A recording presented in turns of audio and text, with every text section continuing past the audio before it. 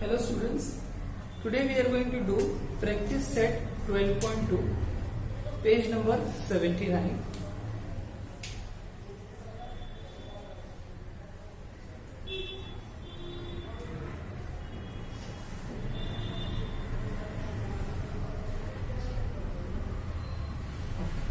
Now these are word problem. For this examination, not to prepare big जो हमारा बड़ा वाला वर्ड प्रॉब्लम है वो बड़े वाले वर्ड प्रॉब्लम नहीं करेंगे और हम लोग जो है सिंपल जो वर्ड प्रॉब्लम्स है इस एग्जाम के लिए मैंने सिर्फ वही रखा है. सो वर्ड प्रॉब्लम कैसे हम लोग ने already I guess fifth standard में भी से हमें शुरू हो गया था जिसमें अलजेब्रा में इंट्रोडक्शन टू अलजेब्रा था. एंड इंट्रोडक्शन टू अलजेब्रा के अंदर हम लोगों ने देखा था कि अगर हमको कोई वैल्यू नहीं पता हो तो हम लोग उस वैल्यू की जगह पर एक लेटर जो है वो हम अज्यूम करते हैं. So that letter is mostly a small letter, ठीक है, और उसको अज्यूम करके हम लोग आगे का जितना भी असम्पशन है वो लिखते हैं अकॉर्डिंगली. नाउ वही हम लोग को इस्तेमाल करना है, राइट. तो उसके लिए भी हम लोग फर्स्ट हम एक बार देख लेते क्या है. Mother is 25 years older than her son. Mother is 25 years older than her son. Find son's age if after 8 years ratio of son's age to mother's age will be 4/9. I know थोड़ा सा difficult होता है जो हम लोग इसके अंदर word problem लेते हैं, बट आपको डरने की कोई जरूरत नहीं है. आपको एक बार उसको क्रैक करना आ गया then it will be very easy for you. तो हम लोग उसको लिखेंगे कैसे, लिखने का पूरा तरीका भी हम लोग देख रहे हैं. Mother is 25 years older than her son. तो उसकी जो मॉम है वो अपने बेटे से 25 years ओल्डर है. व्हेन आई से 25, अगर समझो अगर उसके बेटे की एज x है तो उसकी मॉम की एज कितनी हो जाएगी, x प्लस 25, करेक्ट. तो हम लोग लिखेंगे इसको. हम लोग सबसे पहले अजम्पशन लिखते हैं. Let son's age be x years, then his mother age will be x plus 25 years, ठीक है. अगर उसकी एज x है तो मम्मी उसकी कितनी 5 साल बड़ी, सॉरी 25 साल बड़ी है उससे, तो उसका एज कितना हो जाएगा x प्लस 25 years. आगे देखो उसमें क्या बोला है. Find son's age if after 8 years. तो मॉम और जो बेटे का एज है वो 8 साल के बाद कि उसका रेशियो क्या हो जाएगा 4/9. तो 8 साल के बाद वो दोनों की एज में 8 प्लस कर देने का. After 8 years, son's age will be x plus 8 years and mother's age will be x plus 25 plus 8. तो कितना हो जाएगा वो हमारा 30 x plus 33 years, ठीक है. सो 8 साल के बाद आफ्टर 8 years सन का एज कितना हो जाएगा x प्लस, मतलब जितनी भी उसकी उम्र है. अगर वो 15 साल का है तो 8 साल के बाद हम उसमें 8 ऐड कर देंगे तब वो कितना हो जाएगा 23. तो वैसे ही हमको मालूम नहीं इसके अंदर क्या क्या x लिया. मदर की एज ऑलरेडी x प्लस 25 थी तो उसमें 8 years और ऐड कर दिया मैंने, वो बन गया x प्लस 33. अभी कंडीशन क्या दिया कि दोनों का एज का रेशियो है 4/9. तो क्या लिखने का, अकॉर्डिंग टू गिवन कंडीशन. तो सन की एज कितना है x प्लस 8 और मॉम की एज कितना है x प्लस 33. 4/9 इसका रेशियो हो गया, 4/9 इसका रेशियो हो गया. अब ये हमारा बन गया इक्वेशन इन वन वेरिएबल। ये हमारा बन गया इक्वेशन इन वन वेरिएबल। तो इसको सॉल्व करने के लिए भी हमने जो पिछले इसमें सॉल्व किया था बिल्कुल वैसे ही करेंगे। क्रॉस मल्टीप्लाई होगा इसके अंदर,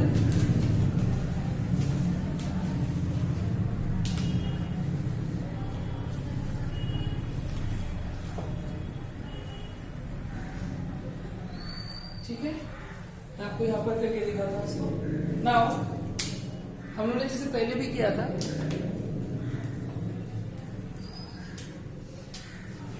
सेम ये 9 इससे भी मल्टीप्लाई होगा, इससे भी मल्टीप्लाई होगा। यहाँ पर जो 4 है इससे भी मल्टीप्लाई होगा और इससे भी मल्टीप्लाई होगा, ठीक है। So it will get multiply. 9 into x will give you 9x. 8 9s are 72. 4x plus. Now you have to multiply 4 by 33. 3 4s are 12. 1 is a 3 4s are 12 plus 1 30. 132. Okay. Now this simple equation you have to solve. As I always say, जैसे मैं हमेशा बोलता हूँ कि ये जो singular terms है इसको साथ में लेके आएंगे तो x वाला टर्म इधर चला जाएगा और नंबर वाला टर्म इधर आ जाएगा। तो कैसे होगा उसका? 9x minus 4x is equals to 132 minus 72. This will give you 5x. This will give you 0 and 5. Or 6, right?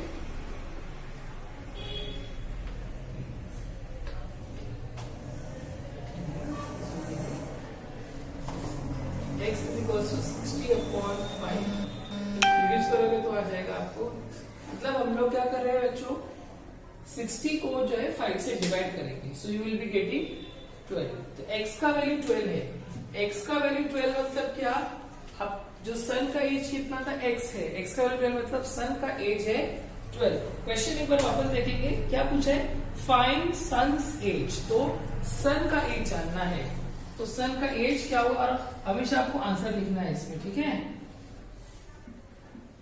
Sons age will be 12 years। क्या होता है अभी, चलो आपको अभी ऑनलाइन एग्जाम है, रिटन नहीं है, फिर भी आपको एक बात का ध्यान देना पड़ेगा कि आप जब भी इस प्रकार के वर्ड प्रॉब्लम करते हैं, whenever you people are solving word problem like this, it is mandatory for you, आपको जरूरी है कि आप you have to write the answer. इसके लिए आपको आधा मार्क्स दिया जाता है। बहुत सारे बच्चे आंसर फाइंड कर लेते हैं लेकिन आंसर का स्टेटमेंट नहीं लिखते, तो आपका आधा मार्क्स वहीं पर चला जाता है। Remember not to lose marks in such case. Online में भी आपका रहेगा।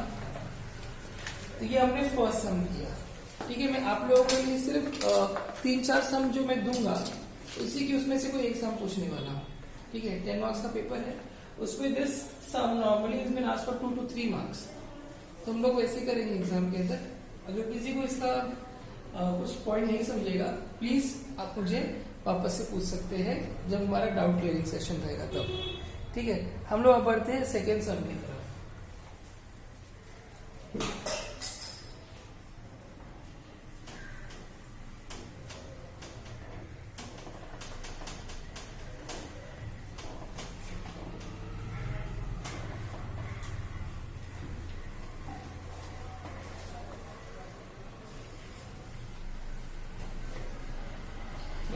सेकेंड सम में क्या बोल रहा है? सेकेंड सम भी हम लोगों को इसी तरह सी स्टूडेंट्स क्या होता है कि देखो अपने पास अगर हम लोग कोई चीज खाने की है तो खाना तो इतना सारा रहता है, हम लोग क्या एक साथ में पूरा खा नहीं लेते है ना, हम लोग क्या करते हैं उसको थोड़ा थोड़ा खाते हैं।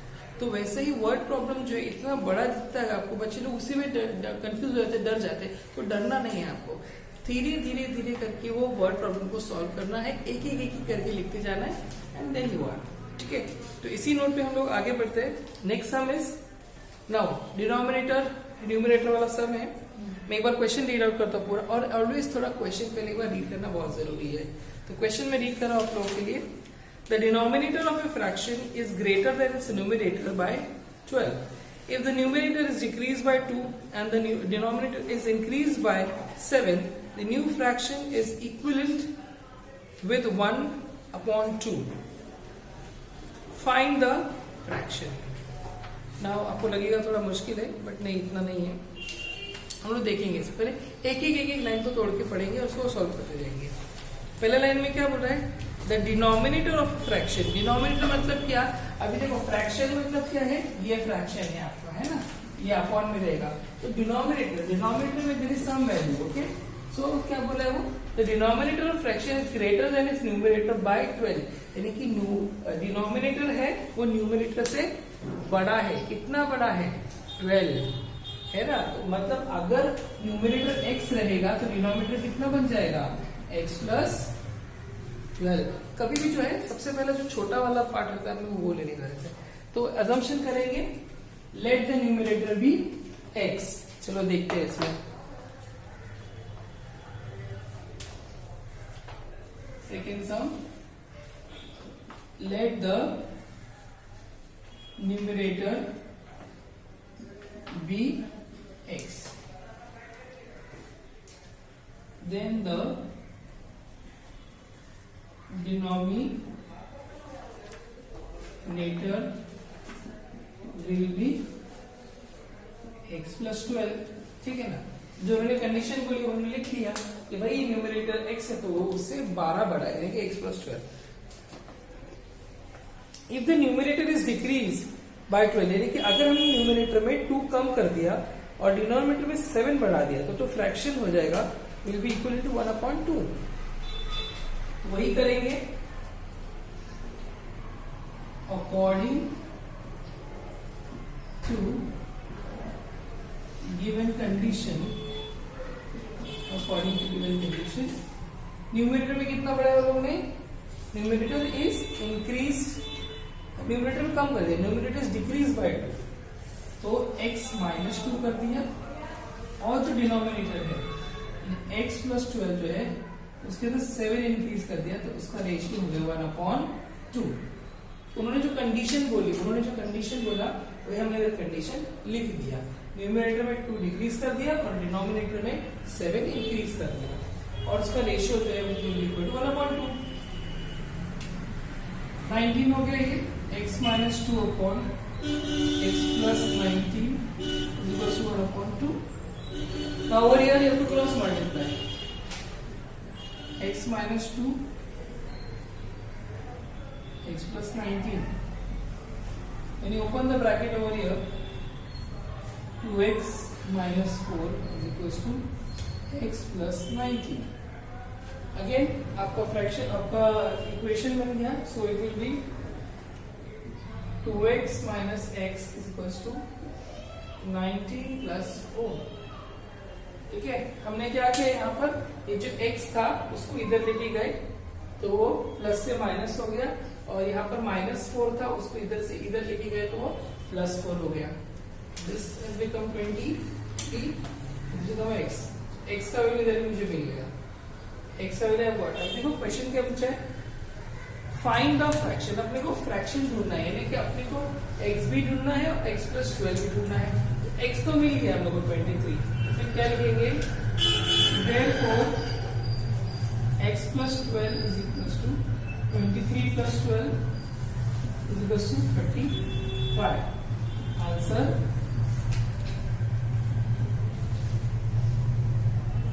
the required fraction is 23 upon 25 and full stop. 23 upon 25 full stop.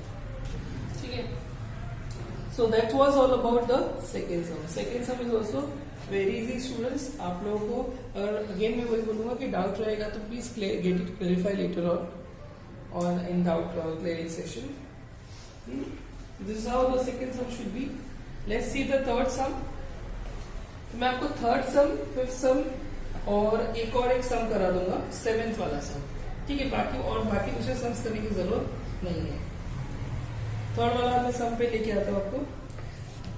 Third वाला सम क्या बोलता है, the ratio of weight of copper and zinc in brass is 3:7. Find the weight of the zinc in a brass utensils waiting 700 grams. Now see students, जब भी कभी भी आपको ratio दिया गया है, रेशियो दिया गया है, इसका मतलब उसमें से कुछ तो कॉमन था जो कि डिक्रीज हुआ है। जैसे कि मैं आपको बता दूं,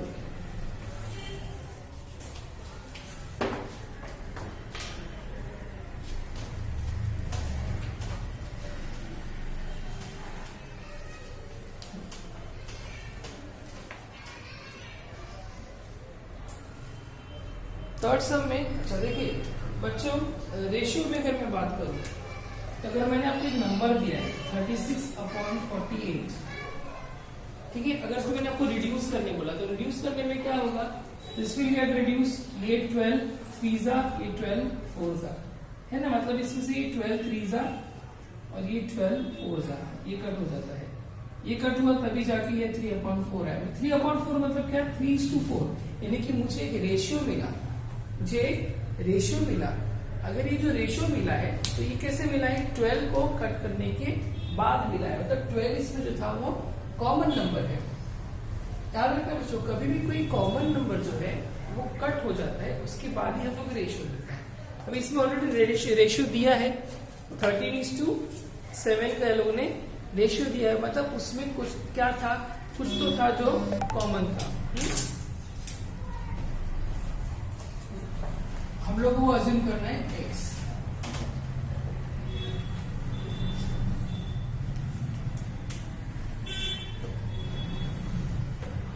let x be the common multiple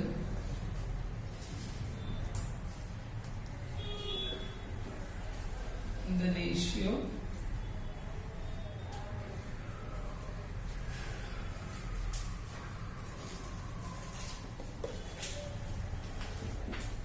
13:7, okay, 13:7 में कॉमन रेशियो x है, तो क्या हो जाएगा,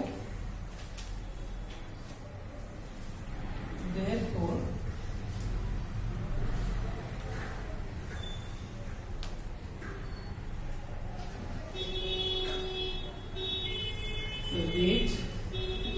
the weight of copper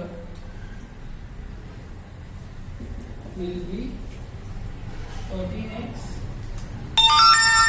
and zinc will be 7x. Question क्या है, find the weight of the zinc in a brass utensils weighing 700 grams. दोनों का रेशियो मिला के होगा 700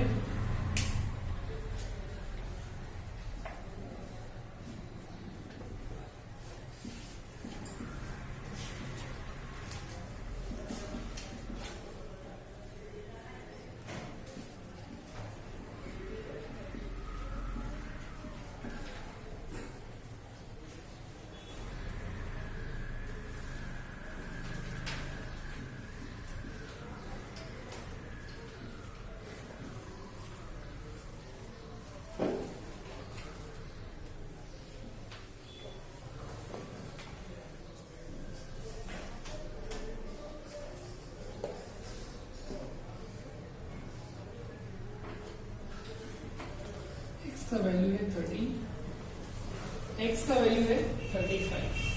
now see wait of copper कितना था, 13, जिंक का है 7, इसमें कितना चाहिए अपने को, how much do you want, weight of zinc है ना, जिंक का मुझे सिर्फ इसमें x का वैल्यू पुट इन करना है। Therefore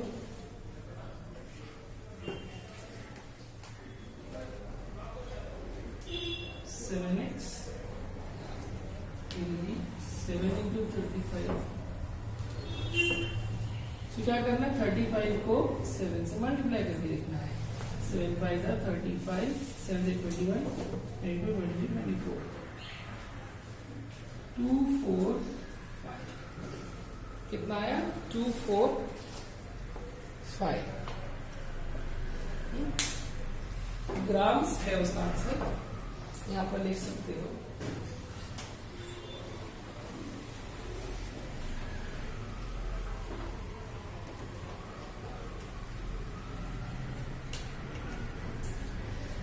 जैसे उन्होंने पूछा वैसे आंसर है. Find the weight of zinc. The weight of zinc in brass is 245. ऐसे सिंपल, बहुत ही सिंपल सम है बच्चों. और हम लोग सिंपल सम ही अभी लेने वाले हैं करने के लिए. सो फिफ्थ सम नहीं करेंगे हम लोग, 7 सम करते हैं. ठीक है, थर्ड के बाद में 7 सम आपको डायरेक्ट बता देते हैं. 4, 5, 6 नहीं करेंगे. और 7 वाला सम है, देखते हैं पहले तो 7 सम क्या है. तो इधर तक आता हो गया. Let us see the 7 some.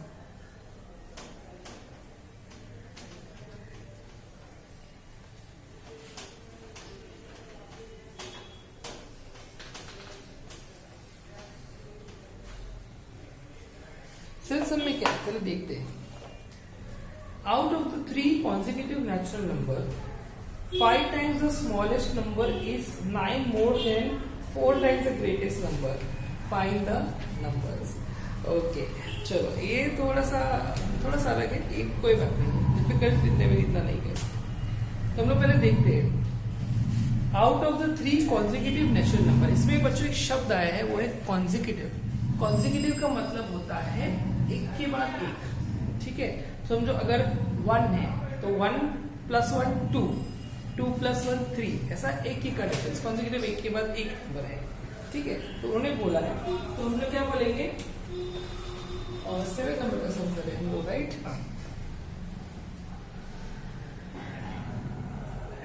Let the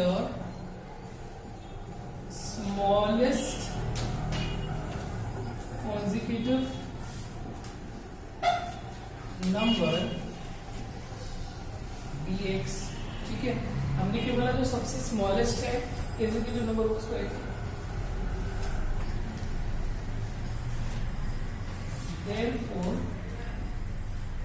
the next 2 numbers will be x plus 1 and x plus 2. तो 3 नंबर है, x है, x plus 1 है और x plus 2 है. आगे देखते हैं. कंडीशन क्या दिया है, 5 times the smaller number is 9 more than 4 times the greatest number. मतलब according to the given condition,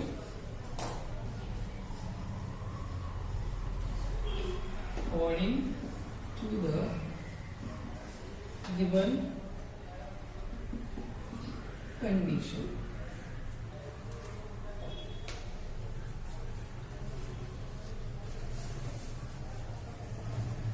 5 times the smallest number, 5 times the smallest number क्या x है, 5 times the smallest number is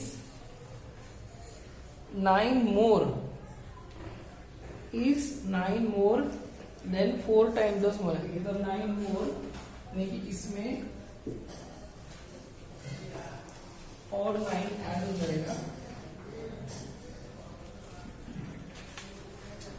4 times the greatest number. 4 times greatest number क्या है, 4 times the greatest number. Okay, so हम लोग इसको भी solve कर सकते हैं. 5x plus 9, 4x plus 8, 5x minus 4x equals to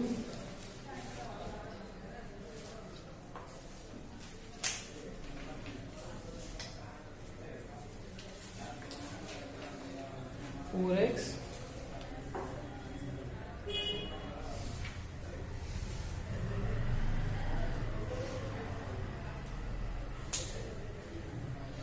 let me one more time just check.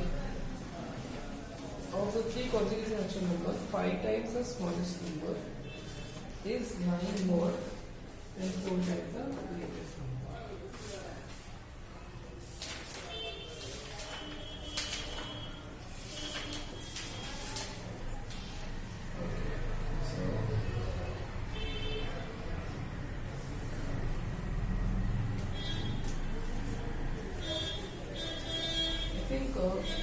वही रहेगा।